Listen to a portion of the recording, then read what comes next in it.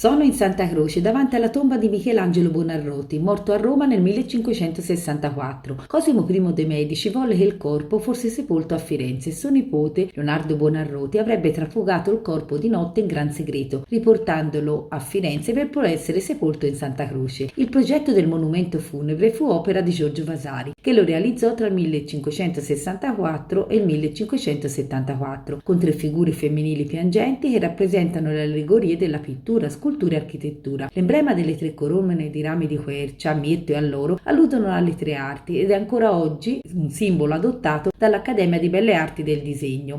La tomba di Michelangelo si trova non a caso di fronte a quella di Galileo, il padre della scienza moderna, nato a Pisa nel 1564. Proprio mentre stava morendo a Roma Michelangelo. Sembra quasi un passaggio di testimone ed è bello poterli vedere proprio uno di fronte all'altro. La tomba di Galileo fu progettata dal Foggini nel 1677, ma la Chiesa accolse il suo corpo solo nel 1737, perché la sua salma fu interdetta, non poteva avere degna sepoltura in quanto condannato per eresia. Fu grazie ai frati francescani che il corpo dello scienziato venne tenuto nascosto nella cappella del noviziato, fino a quando nel 1700 fu deciso di riabilitarlo e quindi di trasferirlo nell'attuale sepoltura. La bara, quando fu aperta, si scoprì che Galileo non era solo, ma era in compagnia dell'allievo preferito Viviani e della sua figlia prediletta Sor Maria Celeste. La tomba è composta da un mezzo busto rappresentante Galileo che guarda il cielo e le stelle, sopra un sarcofago di marmi policromi, e ai 2 lati le allegorie della geometria e dell'astronomia. Sulle pareti troviamo i resti di affreschi trecenteschi di Mariotto di Nardo. In occasione della traslazione della salma dello scienziato toscano dall'originaria sepoltura al sepolcro monumentale venne prelevato nel 1737 il dito medio, un reperto che costituisce un esempio caratteristico della celebrazione di Galileo come eroe e martire della scienza. Riabilitato solo nel 1992,